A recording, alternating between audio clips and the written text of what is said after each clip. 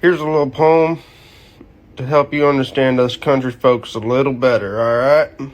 Raised in the holler, living off the dollar. No shame in the squalor, he works for God's honor. I want to live off the land 'cause I'm a simple man. Raising a family is my only plan. Just before 1 a.m. Friday, Bryan police took a 911 domestic violence call on East 18th. Arrest reports show Brandon Dickerson told investigators he got into an argument with his partner. Police say the argument escalated and got physical and ended with Dickerson shooting the mother of his child 15 times. He then called 911 and confessed to the murder. And when police arrived, they found Dickerson laying in the street on his stomach. So he was arrested for murder and transported to the county jail last night, or early this morning. The couple share an 18-month-old son who was in the house when the shooting happened. Now let me explain something to y'all here a little bit. Some say, as a righteous man, why do I claim to carry the devil on my hip? Well, simple question answered. The devil seeks to devour and destroy. I use my sights to seek out my targets.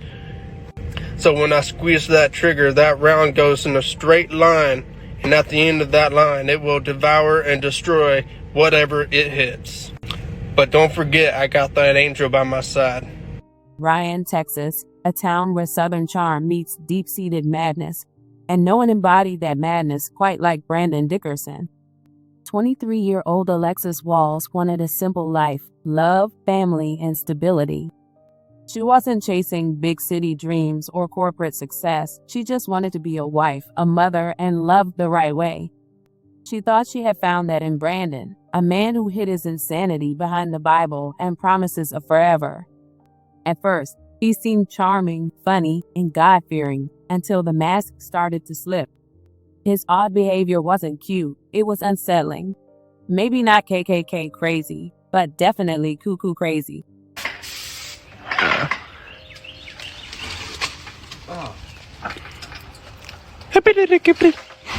Over time, his strange sense of humor became sinister. His jokes felt like threats, and his obsession with control felt like a noose tightening around Alexis' neck. She finally saw the red flags, flashing neon signs screaming run, so she did. She walked away. But men like Brandon don't accept rejection. They don't lose. If Brandon couldn't control Alexis, then she wouldn't get to control her own fate either. February 7th was the day he decided to stop pretending. He didn't beg, didn't plead, he hunted. He emptied 15 bullets into Alexis in cold blood, as if she were nothing more than an object that had defied him. This wasn't a crime of passion. This was madness, a man unhinged. What makes it worse? Their 1-year-old son was there, forced to watch his own mother be ripped away by the one person meant to protect them both. Brandon didn't care about his son. He didn't even care about Alexis. Dickerson decided to trade in his cowboy hat for a straitjacket. Now he is in jail, but something about this whole thing doesn't sit right. Was Brandon always a ticking time bomb, waiting for the right moment to explode? What else was going on in his mind before he pulled the trigger? Was Alexis really his first target, or just the first person who finally tried to escape? Maybe Brandon wasn't just a controlling man. Maybe he was something far worse. A maniac hiding in plain sight. Welcome to the American Crime Femicide channel. Please like, share, subscribe, and hit the notification bell for future uploads. Before Alexis, Brandon had been in a relationship with another woman for 8 years. He publicly begged to get back with her, but she wanted no parts of that madness. She had already experienced his violent episodes and had enough sense to escape while she still could. So he moved on to Alexis during the pandemic in 2020. At first, it seemed perfect, a picture perfect, church-going couple bonding over God, family, and their love of country music. They had bonfire nights, sang off-key duets, and played pretend like they were some happy little country love story. Sing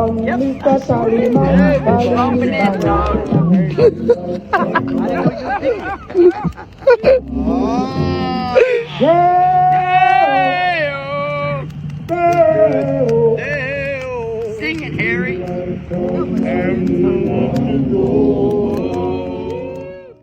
Their relationship relationship seemed like a fairy tale. But fairy tales don't have villains like Brandon. At first, Brandon fooled everyone into thinking he was just a regular country boy. He met Alexis during the pandemic, charmed her with his good old boy act, and convinced her he was a family man. They got engaged, had a baby, and played house.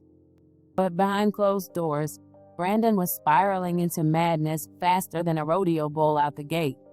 It started off with harmless stupidity, his ridiculous TikTok conspiracy theories. One day, he was talking about how the government was trying to pick a fight with aliens. No one ever really talks about this, of this fashion, but I would really feel bad for any alien species that wants to come and meet this planet. Because neither one of us on this planet could agree on something, like, let's say, Pluto being a planet or not a planet. So renaming everything for a common interstellar language, like, by the time we get done with our universe, like, they would have probably already blown us up. Like, I wouldn't even, like, waste of space type shit. And I'd be damned if a country of ours starts a war with them, because they got the advantage. They've already got interstellar travel. They know where we are. We don't know where they are. I don't know how many ships they got. Like, come on now, we need to unite. Okay, weird, but still laughable. His delusions got worse with more conspiracies. Then came the demons. Brandon was convinced that Large Hadron Colliders was opening up portals to hell. Alright, so with this Hadron Collider thing, now, I'm not saying it specifically is what they're going to be using, but it's the start. They're trying to open up portals and release these demons or the devil from hell or the underworld. Now you'd be like, oh, well, there's already demons. Well, sure, there's already some demons and stuff on the earth because people allowed them here. They opened a portal, say, using a Ouija board or a ritual. But for the most part, they can only influence you through the mind. Whenever you're like, oh, I want to smack that bitch Stacy in the mouth for being such a sea bag, okay? That's a demon. Now what they're trying to do is not only just bring them here, they're trying to bring them into a flesh form. Now they're already building AIs. I don't know if that's how they're going to be doing it, but just get ready, because a lot of shit's going to be acting weird, and we already know that they're going to do this because the Bible says so. Just get ready. At first, Alexis brushed it off. After all, who doesn't love a little crazy now and then? But Brandon wasn't just a little crazy. He was one Reddit rabbit hole away from a full-blown psychotic break. And then there was the gun obsession. This man wasn't just carrying for protection. He was living, breathing, and sleeping with that gun like it was his emotional support animal. He took it everywhere. Walmart, the couch, even the bathroom. It wasn't just a weapon to him. It was his personality. Well, congratulations, Texans. We got a constitutional carry back. Let's get it up. Here's to all those people that are like, man, I just wish better things would just happen to me. I'm sure we've all been there. Just dress up. I'm going to Walmart for soap. Alexis tried to stick it out. She thought maybe she could love the crazy out of him. But the gun-waving, demon-hunting, alien paranoid psycho she was engaged to was beyond saving. And when Brandon started fighting with that, when she knew it was time to go. She called off the wedding. She told him they could co-parent, but she was done. She tried to walk away, but Brandon had already decided if he couldn't have her, no one would. And then he started hearing voices. In his twisted, delusional brain, Alexis wasn't just leaving, she was cheating. It didn't matter that they weren't together. It didn't matter that she had every right to move on. Brandon convinced himself she was lying, scheming, seeing another man. And if there was one thing Brandon Dickerson couldn't handle, it was reality. On February 7, 2025, Brandon decided he was going to prove Alexis wrong in the most deranged way possible. He showed up at her house, demanding to see her phone. She reminded him again that they were not together. That's when Brandon lost what little was left of his already broken mind. He pulled out his gun, and he shot her, not once, not twice, 15 times. He emptied his entire clip into the mother of his child. And the worst part, their 18-month-old son was right there, watching. At 12:40 a.m., Bryan police got a call from Brandon himself. With no remorse, no hesitation, and absolutely no soul, he told dispatchers he had just shot his wife. When officers arrived, they found Alex's lifeless body. And Brandon? He was just standing there like he'd done nothing wrong. And his excuse, "I thought she was cheating." That's it. That's all this was about.